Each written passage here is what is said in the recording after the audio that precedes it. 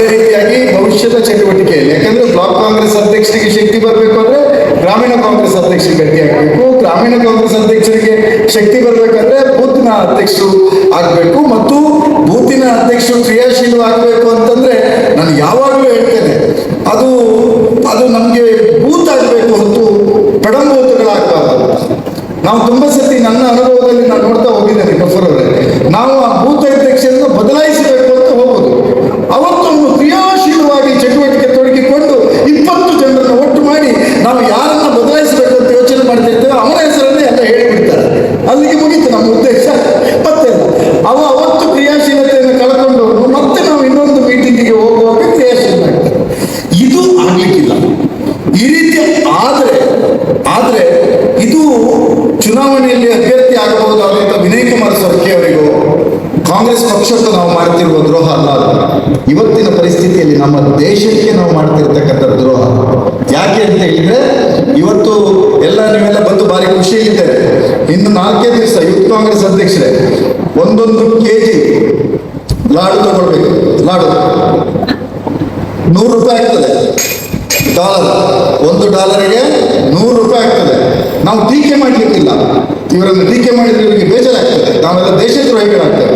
ಹಾಗಾಗಿ ಆ ಬಿಜೆಪಿಯ ಬೂತ್ ಅಧ್ಯಕ್ಷರ ಮನೆಗೆ ಹೋಗ್ಬೇಕು, ಹೋಗಿ ಅವರಿಗೆ ನಿಮ್ಮ ಮನೆಯಲ್ಲಿ ಎಷ್ಟು ಜನ ಇದ್ದಾರೆ ಅಂತ ಕೇಳಿ, 10 ಜನ ಇದ್ದಾರೆ ಅಂದ್ರೆ 10 ಲಾಡನ್ನು ಅವರಿಗೆ ಕೊಟ್ಟು, ನಿಮ್ಮ ಮೋದಿಯವರ ನೇತೃತ್ವದಲ್ಲಿ ನಮ್ಮ ರೂಪಾಯಿಯ ಹಣೆ ಬರ $100 ಆಗಿದೆ $1ಗೆ, ನಿಮಗೆ ಅಭಿನಂದನೆಗಳು ಅಂತ ಹೇಳಿ ಬರ್ಬೇಕು. ಬೇರೆ ಏನು ಬೇಡ, ಅವ್ರು ಏನು ಬೇಕಾದ್ರೆ ಜಗಳ ಮಾಡಿ, ನಾವು ಅದನ್ನು ರಕ್ಷಣೆ ಮಾಡಿದ್ದೇವೆ, ಇದನ್ನು ರಕ್ಷಣೆ ಮಾಡಿದ್ದೇವೆ, ಗಡಿಯಲ್ಲಿ ಬೇರೆ ಎಂತ ಹೇಳಲಿಕ್ಕೆ ಸಾಧ್ಯನೋ ಆ ಸುಳ್ಳೆಲ್ಲ ಅವ್ರು ಹೇಳ್ತಾರೆ. ಆದ್ರೆ ಇದನ್ನು ಮಾಡಬೇಕು. ನನಗೆ ಆಸೆ ಇದೆ, ನಮ್ಮ ಕ್ಷೇತ್ರದಲ್ಲೂ ಸಹಿತ ನಾವು ಈಗಾಗಲೇ ಯೋಚನೆ ಮಾಡಿದ್ದೇವೆ, ಮೋಸ್ಟ್ಲಿ ಇನ್ನು 9 ದಿನದಲ್ಲಿ $100 ಗಡಿದಾಗ್ತದೆ.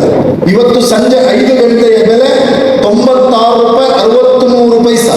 ಸಂಜೆ 5 ಗಂಟೆಯ ಬೆಲೆ $96.53. ಅಲ್ಲಿಗೆ 100 ಮುಟ್ಲಿಕ್ಕೆ 3 ಇರೋದು ಪಾಯಿಂಟ್.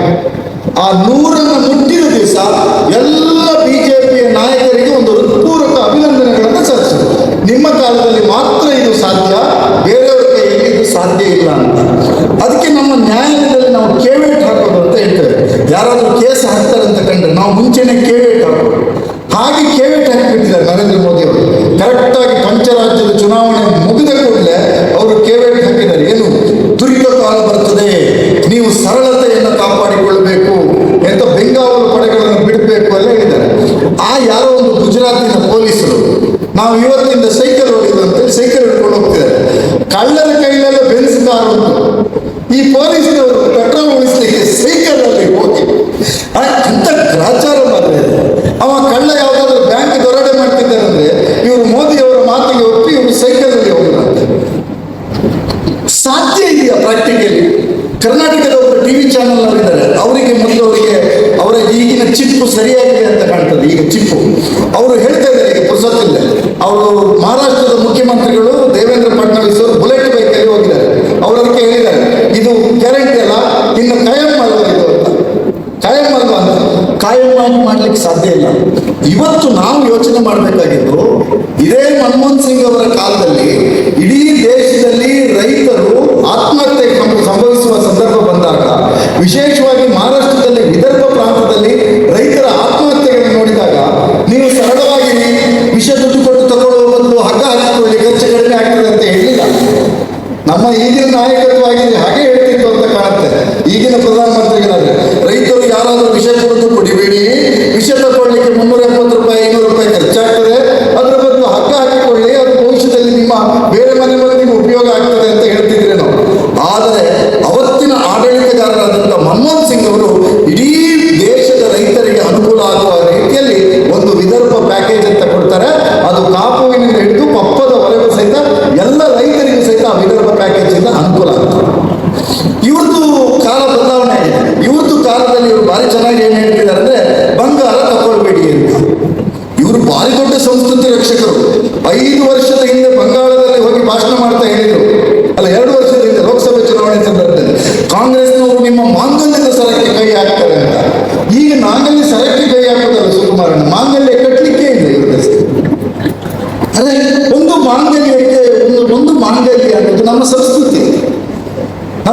ಪರಂಪರೆ, ನಮ್ಮ ಧರ್ಮ.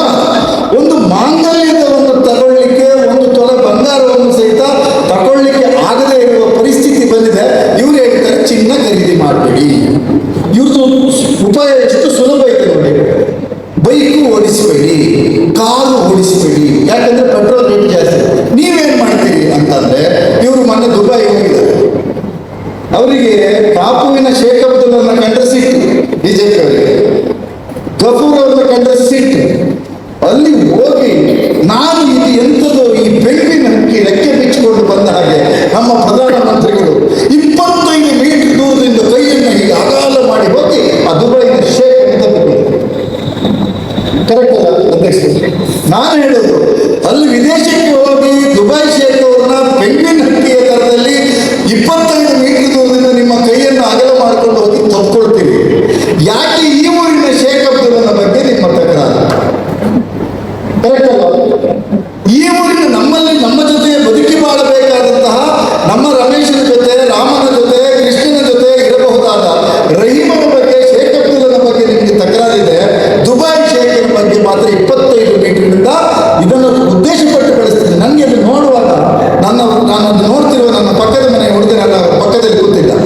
ಅವರು ಅಂಕಲ್ ಇದರಿಂದ ಬೆಂಕಿನ ಹಕ್ಕಿ ಹೋದಾಗ ಹೋಗ್ತಾರೆ ನಮ್ಮ ಪ್ರಧಾನಮಂತ್ರಿ ಹುಡುಗ 9 ವರ್ಷದವರು.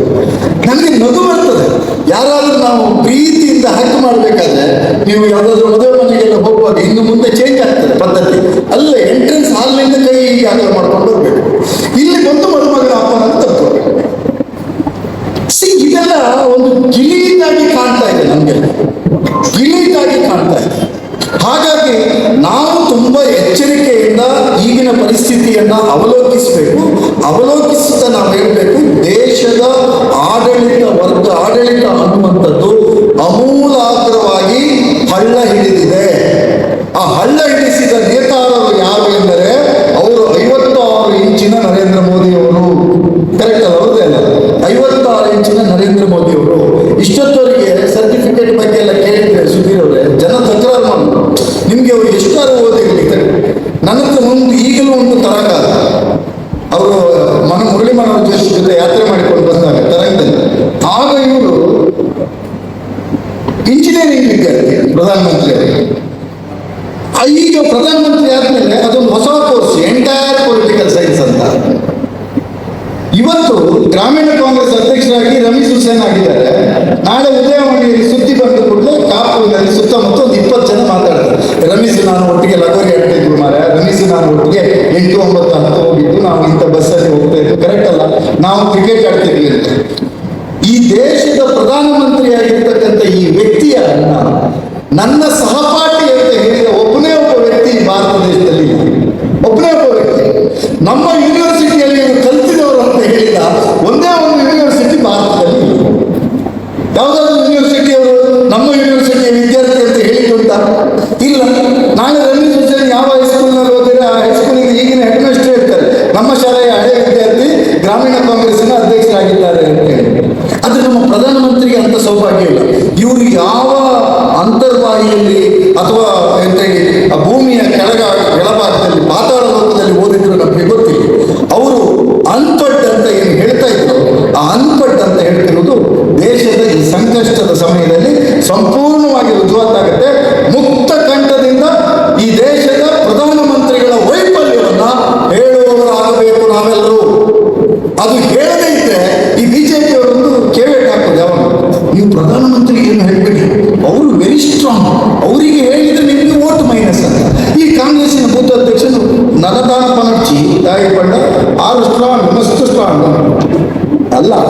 ಎಲ್ಲ ಆಡಳಿತದ ವಿಭಾಗದಲ್ಲಿ ವೈಫಲ್ಯ ಹೊಂದಿರತಕ್ಕಂಥ ಒಬ್ಬ ಪ್ರಧಾನಮಂತ್ರಿ.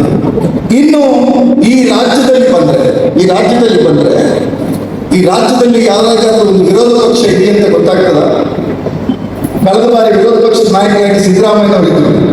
ಆ ಸಿದ್ದರಾಮಯ್ಯನವರು ಆಡಳಿತ ಹೇಗೆ ಮಾಡಬೇಕು ಹೇಳ್ತಾ ಇದ್ರು, ಗ್ರಾಮರ್ ಕಲಿಸಿಕೊಡ್ತಾ ಇದ್ರು. ಕರೆಕ್ಟಾ? ಗ್ರಾಮರ್ ಕಲಿಸಿಕೊಡ್ತು. ಈಗ ಒಬ್ರು ಇದ್ದಾರೆ ವಿರೋಧ ಪಕ್ಷದ ನಾಯಕರು, ಅವರು ಆಯ್ತದೆ ಹೋಯ್ತದೆ ಅಂತ ಹೇಳುವಾಗ ಸದನ ಮುಗಿದು ಹೋಗ್ತದೆ. ಇವತ್ತಿನವರೆಗೂ ಕರ್ನಾಟಕದ ವಿಧಾನಸಭೆಯಲ್ಲಿ ಜನರ ಸಮಸ್ಯೆಗಳನ್ನು ಇಟ್ಟುಕೊಂಡು ಒಂದೇ ಒಂದು ವಿಚಾರಗಳನ್ನು ಮಾತಾಡಲಿಲ್ಲ. ಆದರೆ ಕರ್ನಾಟಕದ ಕಾಂಗ್ರೆಸ್ಸಿನ ಸರ್ಕಾರ ಯಾವ ರೀತಿಯಲ್ಲಿ ನಮ್ಮ ಪದ್ಧತಿ, ಸಂಸ್ಕೃತಿ, ಬಹುವೈವಿಧ್ಯ ಮೊನ್ನೆ ಒಂದು ಆದೇಶ ಬಂತು.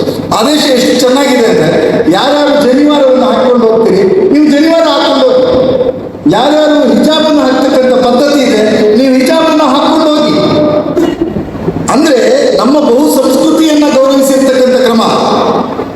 ಜನಿವಾರ ಹಾಕೊಂಡು ಹೋಗಿದ್ದವರು, ಜನಿವಾರ ಹಾಕೋದು ಯಾರು? ಬ್ರಾಹ್ಮಣರು, ವಿಶ್ವಕರ್ಮರು, ರಾಮಕ್ಷತ್ರಿಯರು, ಕರೆಕ್ಟ್ ಅಲ್ವಾ? GSB ಸಮುದಾಯದವರು, CSB ಸಮುದಾಯದವರು, ಇವರೆಲ್ಲ ಹಾಕೊಳ್ತಾರೆ. ನೀವು ಹಾಕೊಂಡು ಹೋಗಿಯಪ್ಪ.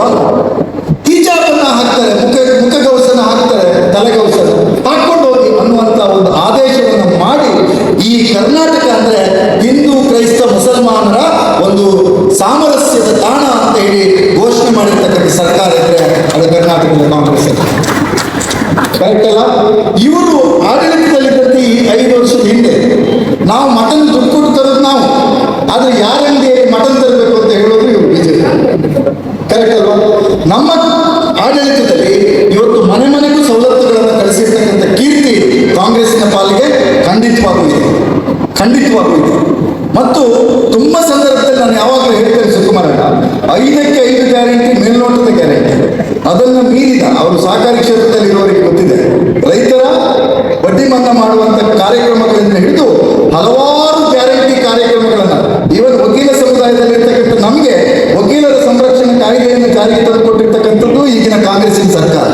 ನಮ್ಗೆ ಏನೇನನ್ನ ಕೊಡಬಹುದು ಎಲ್ಲವನ್ನು ಈ ಸರ್ಕಾರ ಕೊಡ್ತಾ ಇದೆ. ಈ ಕಾಸರಗೋಡಿನಲ್ಲಿ ಇವತ್ತೊಂದು ಬಿಜೆಪಿಯವರು ಪ್ರತಿಭಟನೆ ನೋಡಿದ್ರು. ಇನ್ನೂ ಕೇರಳದ ಮುಖ್ಯಮಂತ್ರಿಗಳಾಗಿ VD ಸತೀಶನ್ ಅವರು ಪ್ರಮಾಣ ವಚನ ಸ್ವೀಕರಿಸಲಿಲ್ಲ.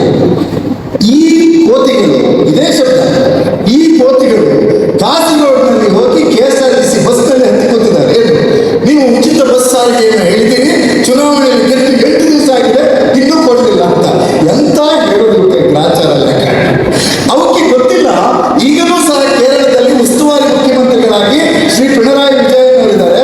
VD ಸತೀಶನ್ ಅವರು ಅಧಿಕಾರ ಸ್ವೀಕಾರ ಮಾಡಿದ ನಂತರ ನಮಗೆ ಧೈರ್ಯ ಇದೆ, ಕೇರಳದಲ್ಲಿ ನಾವು ಕೊಟ್ಟಿರ್ತಕ್ಕಂಥ ಗ್ಯಾರಂಟಿಯನ್ನ ಇಮಿಡಿಯೇಟ್ ಆಗಿ ಜಾರಿ ಮಾಡ್ತಾರೆ ಅಂತ. ಈ ಜಾರಿ ಮಾಡಿದಾಗ ಇವತ್ತು ಬಸ್ ಸ್ಟ್ಯಾಂಡ್ ಅಲ್ಲಿ ಎಲ್ಲ ಕೂತಿದ್ವಲ್ಲ, ಅವು ಎಲ್ಲರ ಗಟಾರದೊಳಗೆ ಕೂರ್ತಾರೆ ಕೇಳ್ಬೇಕು. ಗಟಾರದೊಳಗೆ ಕೂರ್ಬೇಕಲ್ಲ ಅವರು. ಇಂತಹ ಅತಿರೇಕಿ ವ್ಯವಸ್ಥೆಗಳ ಬಿಜೆಪಿಗಳನ್ನ ನಾವು ಪ್ರಶ್ನೆ ಮಾಡಬೇಕು. ಮತ್ತು ನಿಮ್ಗೆಲ್ಲರಿಗೂ ಕೈ ಮುಗಿದೆ ಹೇಳ್ತೇನೆ ರಮೇಶ್ ಅವರೇ, ಎಲೆಕ್ಷನ್ SIR ಪ್ರಾರಂಭಗೊಂಡಿದೆ ಕರ್ನಾಟಕದಲ್ಲಿ. SIR ಪ್ರಾರಂಭಗೊಂಡಿದೆ. ಎಲ್ಲ ಬೂತ್ ಅಧ್ಯಕ್ಷರು ಯಾರು ಜವಾಬ್ದಾರಿ ವಹಿಸಿಕೊಂಡಿದ್ದಾರೆ, ದಯವಿಟ್ಟು ನಿಮ್ಮ BLOಗಳನ್ನು ಹೋಗಿ ಭೇಟಿ ಮಾಡಿ. ಮೊದಲು ನಿಮ್ಮ ಓಟು ಮ್ಯಾಪಿಂಗ್ ಆಗಿದೆಯೇ ನೋಡಿ. ದಯವಿಟ್ಟು ನಾಳೆ ಬೂತ್ ಅಧ್ಯಕ್ಷರಿಗೆ ಓಟ್ ಇಲ್ಲ ಅಂತ ಹೇಳಿದ್ರೆ ಅಷ್ಟು ನಗೆಪಾಟ ಇನ್ಯಾವುದೂ ಅಲ್ಲ. ನನ್ನ ಸ್ವಂತ ಅನುಭವವನ್ನು ಹೇಳ್ತೇನೆ. ನಾನು ನನ್ನ ಊರಿನ BLO ಅವರ ಹತ್ರ ಭೇಟಿಯಾದೆ. ಅವರು ನನಗೆ ದೂರದ ಸಂಬಂಧಿಯವರು, ಟೀಚರ್. ನನ್ನ ಮ್ಯಾಪಿಂಗ್ ಆಗಿದೆಯಾ ಅಂತ ಕೇಳಿದೆ. ಖಂಡಿತ ಮ್ಯಾಪಿಂಗ್ ಆಗಿದೆ ಸುಧೀರ್ ಅವರೇ, ಮ್ಯಾಪಿಂಗ್ ಆಗಿದೆ. ನನಗೆ ಆಗಲೂ ಅನುಮಾನ ಬಂದು ಹೋಗಿ ನೋಡುವಾಗ ಮ್ಯಾಪಿಂಗ್ ಆಗಿದೆ, ಅದು ಬೇರೆದೇ ಸುಧೀರ್ ಅನ್ನುವ ಹೆಸರಿನ ಜೊತೆ. ಅವ್ರು ಹೇಳಿದ್ರು, ನೋಡಿ ಸುಧೀರ್ ನೀನ್ ರತ್ನಮ್ಮ ಅಂತಿದೆ, ನಿಮ್ಮ ತಾಯಿ ಹೆಸರು ರತ್ನಮ್ಮ ಅಲ್ಲ. ಇಲ್ಲ, ನನ್ನ ಹೆಸರು ಎಲ್ಲ ಕಡೆ ನನ್ನ ತಂದೆ ಹೆಸರಿನ ಜೊತೆಗಿದೆ, ಇದು ಸುಳ್ಳು ಅಂತ ಹೇಳಿದ್ರೆ ಒಪ್ಪಲೇ ಇಲ್ಲ. ಕೊನೆಗೆ ನಾನು ಅಲ್ಲಿ ಅವ್ರಿಗೆ ಹೇಳಿದೆ, ನೋಡಿ ನೀವು ಮ್ಯಾಪಿಂಗ್ ಮಾಡಿರ್ತಕ್ಕಂಥ ಸುಧೀರ್ನಿಗೆ ಬೇರೆದೇ ಹೆಸರಿನ ಹೆಂಡತಿ ಇದೆ, ನನ್ನ ಹೆಂಡತಿ ಹೆಸರು ಏನು ಅಂತ ಗೊತ್ತಲ್ಲ ನಿಮಗೆ? ಹೌದು ಗೊತ್ತು, ದೀಪ ಇದೆ, ಇದು ಬೇರೆ ಹೆಂಡತಿ, ಇದು ನಾನಲ್ಲ ಅಂತ ಹೇಳಿದೆ. ಹೇಳಿದ ಮೇಲೆ ನನ್ನ 2002ನೇ ಇಸ್ವಿಯಲ್ಲಿ ಎಲ್ಲಿ ಹಳ್ಳಿಯ ಬೂತ್ನಲ್ಲಿ ನನ್ನ ಓಟಿತ್ತು ಅದನ್ನು ಮ್ಯಾಪ್ ಮಾಡಲಿಕ್ಕೆ ಅಂತ ಅನ್ಮ್ಯಾಪ್ ಮಾಡಿ ಅದನ್ನು ಮ್ಯಾಪ್ ಮಾಡಲಿಕ್ಕೆ ಹೋದಾಗ ನನ್ನ ಓಟು ಆಲ್ರೆಡಿ ಮ್ಯಾಪ್ ಅಂತ ಬಂತು. ಎಲ್ಲಿಗೆ ಮ್ಯಾಪ್ ಅಂತ ಬಂತು ಅಂದ್ರೆ, ಬೆಂಗಳೂರಿನ ರಾಜರಾಜೇಶ್ವರಿ ವಿಧಾನಸಭೆ ಕ್ಷೇತ್ರದ ಒಂದು BLO ನನ್ನ ಓಟನ್ನು ಮ್ಯಾಪ್ ಮಾಡಿದ್ದಾರೆ. ನಾನು ಆ ಮೇಡಮ್ ಹತ್ರ ಅನ್ಮ್ಯಾಪ್ ಮಾಡಿ ನಾನು ಎಲೆಕ್ಷನ್ ಕಮಿಷನ್ಗೆ ಪಿಟಿಷನ್ ಕೊಟ್ಟಿದ್ದೇನೆ. ನಾನು ಯಾವುದನ್ನು ಬೆನ್ನು ಹತ್ತದೆ ಬಿಡೋದೇ ಇಲ್ಲ. ಎಲೆಕ್ಷನ್ ಕಮಿಷನ್ಗೆ ಇದನ್ನು ಕೊಟ್ಟಿದ್ದೇನೆ. ಆ ಸಾಫ್ಟ್ವೇರ್ ಮ್ಯಾಪ್ ಮಾಡೋದು ಸುಧೀರ್ ಅಂತ ಹೆಸರು ನೋಡಿ ಮ್ಯಾಪ್ ಆಗಬಾರ್ದಲ್ಲ. ಒಂದು ಸೀರಿಯಲ್ ನಂಬರ್, ಒಂದು ಪಾರ್ಟ್ ನಂಬರ್ ಕೊಟ್ಟರೆ ಅದು ನವೀನ್ ಚಂದ್ರ ಶೆಟ್ಟಿ ಹೆಸರು ಜೊತೆಗೆ ಮತ್ತೊಬ್ಬರು ನವೀನ್ ಚಂದ್ರ ಸುವರ್ಣ ಜೊತೆ ಮ್ಯಾಪ್ ಆಗ್ತದೆ. ಅಂತ ಒಂದು ಎಡವಟ್ಟು ಸಾಫ್ಟ್ವೇರ್ ಅನ್ನ ಮೋಸ ಮಾಡ್ಲಿಕ್ಕಾಗಿ ಸೃಷ್ಟಿ ಮಾಡಿದ್ದಾರೆ. ನೆನ್ಪಿಟ್ಕೊಳ್ಳಿ, ಮೋಸ ಮಾಡ್ಲಿಕ್ಕಾಗಿ ಸೃಷ್ಟಿ ಮಾಡಿದ್ದಾರೆ. ನಾವು ಅದರಿಂದ ಎಚ್ಚರಿಕೆಯಿಂದ ಕೆಲಸ ಮಾಡಬೇಕು. ಪ್ರತಿಯೊಬ್ಬರು ಸಹಿತ ಮುಂದಿನ 1 ತಿಂಗಳ ಕಾಲ SIR ಚಟುವಟಿಕೆಯ ಹಿಂದೆ ಬೀಳಬೇಕು. ರಮೇಶ್ ಅವರೇ, ದಯವಿಟ್ಟು ನಿಮ್ಮ ಬೂತ್ ಅಧ್ಯಕ್ಷರಿಂದ ಎಲ್ಲ BLOಗಳ ನಂಬರ್ ತಗೊಳ್ಳಿ. ನಿಮ್ಮ ಓಟುಗಳು, ನಿಮ್ಮ ಮನೆಯ ಓಟುಗಳನ್ನ ಖಾತ್ರಿ ಮಾಡಿಸಿಕೊಳ್ಳಿ. ಮೊದಲು ಇದನ್ನು ತುಂಬಾ ಸೀರಿಯಸ್ ಆಗಿ ಮಾಡಬೇಕು.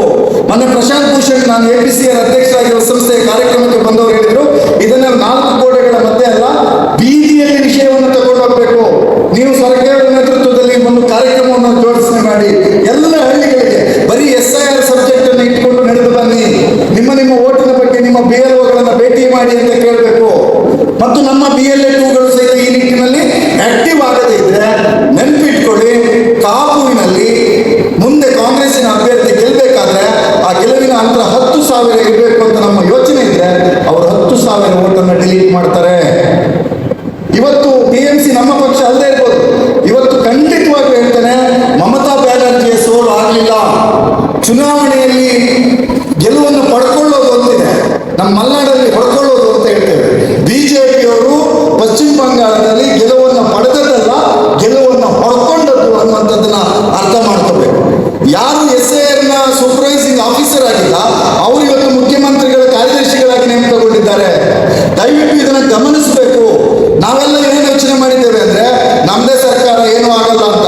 ನೆನ್ಪಿಟ್ಕೊಳ್ಳಿ, ಇವತ್ತು ಸರ್ಕಾರಿ ಅಧಿಕಾರಿಗಳು ಸಹಿತ ಕೋಮುವಾದಿಗಳಾಗಿದ್ದಾರೆ, ಭ್ರಷ್ಟಾಚಾರಿಗಳಾಗಿದ್ದಾರೆ. ಅವರು ಯಾವುದೇ ರೀತಿಯಾದಂಥ ಚಟುವಟಿಕೆ ಕೈ ಹಾಕಲಿಕ್ಕೆ ರೆಡಿ ಇದ್ದಾರೆ. ನಿಮ್ಮಲ್ಲಿ ಒಂದು ವೇಳೆ SIR ನ ಕಾರಣಕ್ಕಾಗಿ 15,000 ವೋಟುಗಳು ಏನಾದರೂ ಪೆಂಡಿಂಗ್ ಇದೆ ಅಂತಂದ್ರೆ ನೀವು ನಾಮಪತ್ರ ಸಲ್ಲಿಸೋದೇ ಬೇಡ, ನಾಮಪತ್ರ ಸಲ್ಲಿಸೋದೇ ಬೇಡ. ಆದ್ರಿಂದ SIR ನ ವಿಚಾರದಲ್ಲಿ ಗಂಭೀರವಾಗಿ ಪ್ರತಿಯೊಬ್ಬರು ತಗೊಳ್ಬೇಕು. ಇದಕ್ಕೆ ಒಂದು ಸೋಷಿಯಲ್ ಮೂವ್ಮೆಂಟ್ ತರ ಮಾಡಬೇಕು. ನೀವು ಬಿಜೆಪಿ ಬೂತ್ ಅಧ್ಯಕ್ಷರಿಗೆ ಹೋಗಿ ಎಲ್ಲಾದ್ರೂ MLA ನೀವು ಡಿಸ್ಪ್ಯೂಟ್ ಇರ್ಬೋದು, ಮಾರ್ಯ ನಿನ್ನ ವೋಟನ್ನು ತೆಗೆಸಿಬಿಟ್ಟಾರು, ದಯವಿಟ್ಟು ನೋಡು ನಿನ್ನ ವೋಟ್ ಬಿಜೆಪಿಗೆ ಹಾಕೋದ್ರಟ್ಟಿಲ್ಲ, ನಿನ್ನ ವೋಟನ್ನು ಖಾತ್ರಿ ಮಾಡ್ಕೋ ಅಂತ ಹೇಳುವ ಒಂದು ಹೊಸ ರೂಪದ ಆಂದೋಲನವನ್ನ ನಾವು ಕಟ್ಟಿ ಯಶಸ್ಸಾದರೆ ಮಾತ್ರ ನಮ್ಮ ಪಕ್ಷದ ಹೊಣೆಗಾರಿಕೆಗಳನ್ನೆಲ್ಲ ಸ್ವೀಕಾರ ಮಾಡಲಿಕ್ಕೆ ಒಳ್ಳೆದಾಗ್ತದೆ ಅನ್ನುವಂಥ ಸಂಗತಿಗಳನ್ನು ಹೇಳ್ತಾ ನಮ್ಮ ಕಾರ್ಯಕ್ರಮ